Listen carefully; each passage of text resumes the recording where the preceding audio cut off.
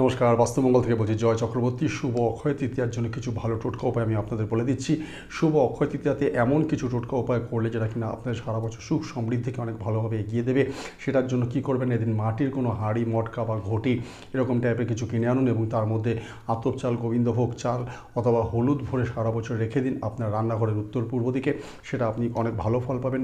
অক্ষয় তৃতীয়ার দিন যদি কোনো তামার ঘটিতে জল পূর্ণ করে ভর্তি করে কোনো ব্রাহ্মণ পুরোহিতকে বা মন্দিরে বা কাউকে বয়স্ক বৃদ্ধজনকে দান করেন, সেটার জন্য সেটা আপনি যথেষ্ট ভালো ফল পাবেন। এই দিন অক্ষয় তৃতীয়ার দিন শুভ সময় যদি দুধ, দই, চাল বা ছাতু বা আতপ চাল এবং বিশেষ করে সোনার কয়েন বা রূপোর কয়েন কিনে আনতে পারেন, সেটাতে সুখ সমৃদ্ধির জন্য খুব ভালো ফল পাবেন। এবং একটা ছোট্ট টোটকা উপায় অক্ষয় তৃতীয়ার দিন, সেটা হচ্ছে এটা যে একটি ছোট চন্দন কাঠের টুকরো জোগাড় করুন এবং সেটা শ্রীকৃষ্ণজির পুজো করার সময় শ্রীকৃষ্ণজির পায়ে চন্দনের ফোঁটা লাগিয়ে দিন এবং চন্দন কাঠের টুকরোটা শ্রীকৃষ্ণজির পায়ে দিয়ে দিন এবং অর্পণ করুন, তাকে পুজো আরতি দিন। আর তারপর পুজো হয়ে যাওয়ার পর চন্দন কাঠের টুকরোটা নিয়ে গিয়ে আপনার ক্যাশ বা লকারের জায়গায় রেখে দিন সারা বছর, এবং সুখ সমৃদ্ধি দেখুন আপনার কী সুন্দরভাবে বৃদ্ধি হতে থাকছে।